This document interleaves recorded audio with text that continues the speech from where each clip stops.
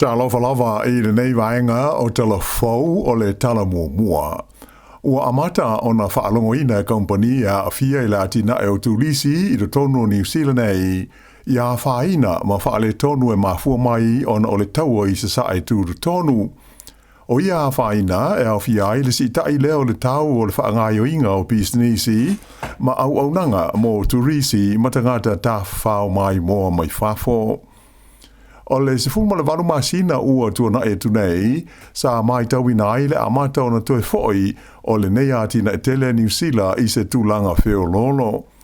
Ai pei tai o le whaale tonu ma le taungata ua iei nei le swau ma le penisini le lololangi, ua whaingata ai o na toe foi le atina e o tūlisi I se tūlanga le lei ato toa e ta tau o na iai. Whailo mai o le whaatonu o le whaalapo tonga o le atina e o tūlisi New Zealand o Rebecca Ingram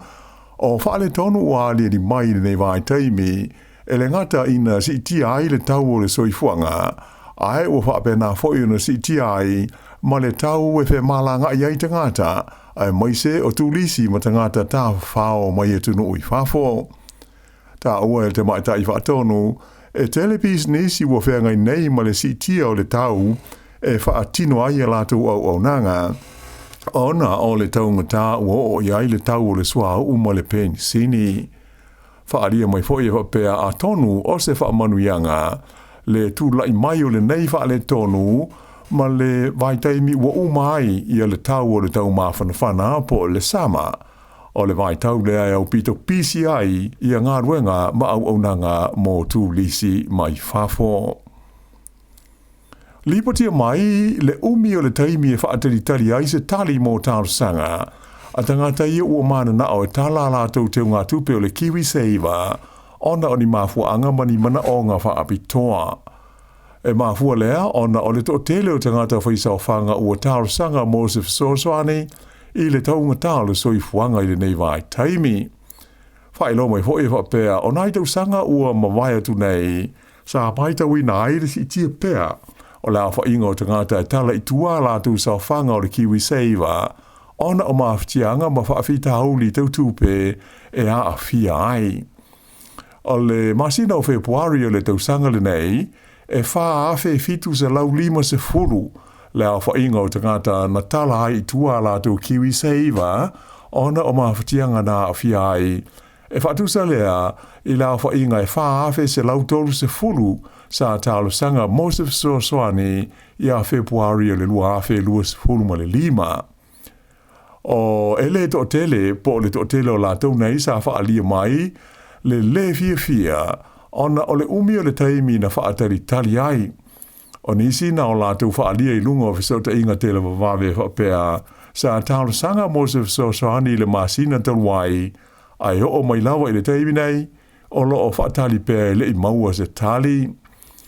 O se suenga no whaia le wale se whaasara laua New Zealand I le umi e whaanga solo ai tāo sanga Mosef Soswani mai le Kiwi Saver. Nei loa ai, o le kompania le ANZ e o atu I le lua se furu aso whai ngā ruenga le umi e whaanga I o iai se tāo sanga mo le fia talaina I tua o se sauwhanga ona oni mana onga a fia ai se sui o le Kiwi Saver. O Lazy Company te le wha afoeina le Kiwi Saver, le Fisher Funds, e tusa ma le tolu se furuaso le umi e wha angaio iaia la tau tālu sanga o na wha ato a maua leo se tali. Peitai, e te Lazy Company po providers e wawe o na wha angaio I tālu sanga e fua lama I le ato toa me umai momia e wha maoni ai malangongoina le fia talaina I tua o se sauwhanga mai le Kiwi Saver. Ua whaia se tangi I le whaamasnonga a iunia tangata whai ngā luenga I le tausinga ma le waainga o tangata mātua e whaasanga le tangi I le mtanga luenga o le soifua mālonoina ona whaafita auli e mafua mai le taunga tau le sua uma le penisini ta vale e whaatino ai a lātou au nanga. O le tangi ua whaia le pisa a ma le uni o le E2 I le whaamasnonga o me tau ngā ruenga. O lo ta wai le tūlanga le whitaui. O lo tutongi ai e tangata whai ngā ruenga nei I a pensini ma sua au a toa mo le tausinga o lātou taawale, ia e whaau ngā i le whaatinoina o lātou ngā ruenga, i nuu manofuanga e tau mau ese mai ma le tauranga. O le manatu o tu o le tāra sanga whai whaatasi o le pisa a ma le e tu, ina ia whaia se polo inga na whaamsinonga, e whaamauni ai, le a whaina o tangata whai ngā ruenga nei, e tusa ma le lua se fultonu a whele a whai, ona o ia whaale tonu, i le whaafuaina o ngā ruenga le mata ngā ruenga le soifua ma loloina. O se tūlanga e ātangi ai, e le o usita ia e le amata ngā ruenga, ia aia inga o le tūla whono e pui ai te tongi o ta ngata whai ngā ruenga, le Wages Protection Act. O le au whai ngā ruenga lo a whia ai e whaapitoa i le waainga ma le tausinga o mai ma ta ngata mātua i te tonu o lātou ainga. Ua whaaria mai e le vaenga o whemalanga inga i waalele i te tonu o New Zealand ei, e manao mia wawe ia se fuafuanga whaapitoa, e pūle ai le suau ma mō waalele i le teimi nei. O le ripoti au pito i lata mai na ta awai whapea petusa ma le luas furulima te si tolu aso ia le umi e whaau ngā ai suau waalele ia o loo iei nei te tonu o New Zealand atoa. Whaatusa lea i le luas furu te si ma le tasi aso sa ia i mua. A whai e whaau popo i ai isi suau ia o loo au mai i lunga o waa suau o na atangia mai ei leo se pau i le lima se furu te si ma le wha aso, whaatusa i le lima se furu toru te si ma le wha sa ia i mua.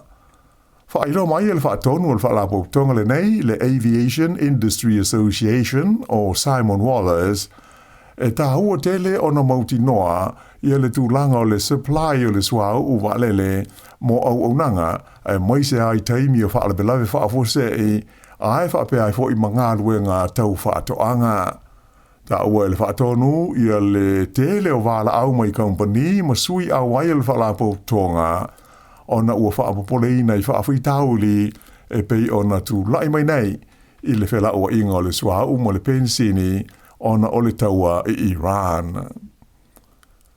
Ua whailo mai e leo, le tau fi ai o se ali e taurus furu lima tausanga le matua, whape ai ma se tamaitai, taurus furu lua tausanga le soifua,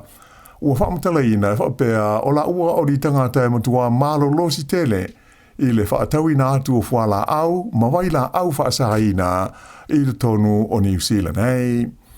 Ma maua mai e leo, i se o swainga sa whaia i au kilani i mātū, ia se vaenga tele o whala au whaasahaina, ai whape ai ma le tino i tupe, e tusa ma le limas furu lima awhe tā la. O leo swainga o se vaenga o le suenga, whaingo ina o le Operation Lava, na whaasanga i tangata ia o loo whaauru whale ina mai i tonu o le tunuu, ia whala au mawaila au whaasahaina, mo le whaamoe to e whaatau ina atu itua i se whainga whaanana. Whailo mai e le satini le leo zinia o Reece Searle, e whapea, na whaonga ina e tangata neive so ta inga tele wawawe, mo le whaatau ina atu o ia waila au whaasahaina. Mai o maua leo pe tusa o le lua awhe walu se lau, le a whainga o whaataunga na whaia i lunga o ia so ta inga, mai le masino uni o le tausanga na te nei, lua awhe luas furulima, e o mai ia mati o le tausanga le nei lua o lua ono. Mai ua whaatauinai le leo le taua whaai o ia whaataunga, e tusa ma le tasi tesi ma le lua miliona tāla i le tonu o masina iwa.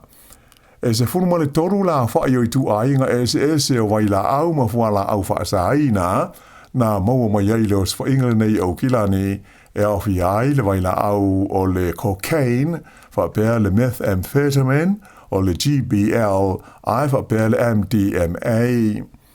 O loo whaau o pēsu suenga e tusa o lea mata upu, ai o se teimi o le so, e tula i aitanga ta ie to lua o tāo fia nei, i lumo le whaamisinonga whaai tū mā loi le North Shore. I le lau mua i Wellington o loo sue ai nei e leo se li, na lipo tia mai e whapea nanga i ane matau mawhai e fia whaamasani ini ta maiti i le tonu o le masina ua tua na i tu nei. O i tulanga ua whai ai le teimi nei ni leo ngā whaapitoa lata i le tuli manu le wala le Mount Albert Road, ma le Vulgar Street, lea e whapea na tū lai mai ai i whainga le manuia. Whailo mai le leo e whapea o whaamtalanga uma mai le lipoti e tusa o lea mata aupu ua lauri liwina i le teimi nei, a o whaanga solo ai suenga, mō le fia maua o le tangata o loa a fia ai. Whailo mai le teita i le leo ia Jason McCarthy e whapea, o mea whapea nei, le longo le lei mō le tunu ulo tele, mai ua talo sangai nai e le leo le mamalu o matua, ina ia mātala i ia i tu a inga o whawhi tā uli. Tā ua fo i le li le leo, le lei ia le ngaio inga na whai e tau maiti nā a fiai i le alo ese lea mai lea tangata a toa mano lātou tau ina atu o lea po o le mea na tūpu i se tangata matua. Ua whau tua i nai matua ma tangata uma, ina ia waweo na whailo ane i leo leo ni a mionga mani winga le tāla whengai, e ono waia ma mori mawina o whaalie nisi i ano ma whanau la iti. Tō tasi le tangata ua maliu mai le au manu nua o se whaalewe lawe tau ta awale na tupu i Belfast i Christchurch i le vai aso na te nei. O lea whaalewe lawe i le stofi talwai na manu nua ai tangata tō lima ma a wina ne ai mo tō whitinga i le whale mai. Ai o le pōle sa lea na maliu ai le tō tasi o la tau nei. O le teimi nei la tō tasi o lo tā fia pēr mo tō whitinga a o leisi tō tōlu ua te i tua ai o lo whaanga solo pēr suenga leo leo i le mafuanga o le nei whaalewe lawe. I le ai o au ki lani ia tō tōru tangata whapea ma se a o pēnga malosi po o se whana ua tā fia e leo leo i le teimi nei mai se whaalewe lawe na li potia mai i le o ngāre tonu au ki lani le asonga fua nafi. Na maua e leo se li poti pe tu sa le afore tasi leo uli e winga i se tasi sawa ia o ia umia se a penga i se fale i le awala o le Anzac Avenue mai na anga ia tu ia i leo a so sola i se tavale tangata e tolu na iai i le fale mai sa maveo na maua i lato uma i leo i le awala o le Hobson Street na loka uma mai i lato nei e tolu na so sola ma maua e leo ma se whana i te tonu o le lātou tā male. I nai tana mai le Pasifika, le ai se lapata inga na tu ina mai e tusa o se ngarulolo po o se tsunami na ono mafua mai i se mafu e malosi na lui na inga te i whale o le tunu o Vanuatu i le pō na pō. Whailo mai e le ofisa o mea tau mafui e le malo Amerika na whaamawina le malosi le nei mafui i le numela fitu tesi ma le tolu i le masini fua mafui mai whapea sa onga di tonu i le Sami pe tusa ma le tolu 15 kilomita i matu sae o le nuu o Luganville e lata i le motu i ngō o Sanma pe tusa o le kuata i le sefulu i le pō o le asongofua i le loloto e tusa e se lau sefulu ma le 5 kilomita. Le i maua mai fo i ani ripoti le taimi nei e tusa o ni mea na ono whaalenga i nai i lea mafui i lea tunu o Vanuatu. I fiti, lipotia mai leo o atu i le iwa afe lea whai tangata ua maua i le siama o le HIV i lea tunu o Fiti, ma o le nei a whainga tusai o le ripoti mai le whaalabo tonga le soifua maroloina le lololangi ua lata atu i le tasi le pasene o le whaitaua whai o tangata uma o lea fwoi atu nuu o le Pasifika. O Januari o le tausanga tarwai lea sa whai loa ia loa ia le malosi o le pepesi o le HIV i le tonu o Fiti ma na iai ia le popolenga i le ono salalawatu ma awhia i maisi atu motu o le Pasifika. Ua whaanga solo nei fuafuanga i te atuai i le whaatupula ia peo tangata ia awhia i le HIV i Fiti. Peitai, na whailo mai, e tusa o le awha o lātou ua mauti noa le awhia, e le o whaiani o lātou tonga fitinga i le teimi nei.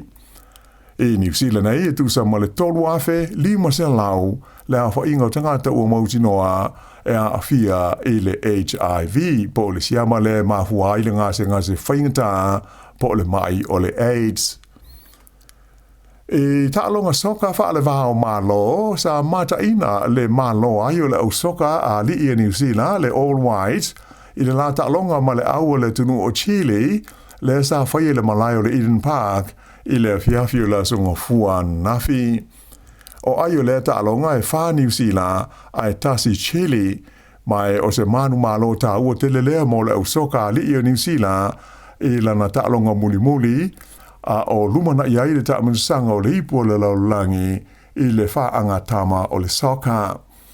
O se teimi mua le nei ua malo ai le All Whites in New Zealand i se au soka mai se tunuu i Amerika i saute. Mai o lo lato malo mua fo i lea mai ni ta alonga whaale wao malo se valu ua tuanai. I kirikiti whaale wao malo, ua toi filifilia le whaatea a le aua le tu malo Canterbury, le li o Will O'Rourke, i le aua le Black Caps a New Zealand, le o sauni e malangatu mo ni ta'alonga e whaia i le atunu o Bangladesh.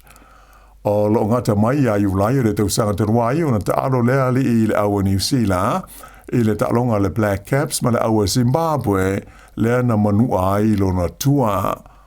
O Will O'Rourke, luas fulfadu sanga le soifua, o se tasi o le aua to o se furulima i a tamata alo le ua filifilia e malanga i Bangladesh, mo ni ta'alonga se tolu e te tasi aso po ODIs, whapea mali series o ta'alonga pupu e te luas furu ova, e tolu fo i la wha i ta'alonga i le wā male au le nei o Bangladesh, i le masina le nei o Aotearoa. Whai unga leo telefou.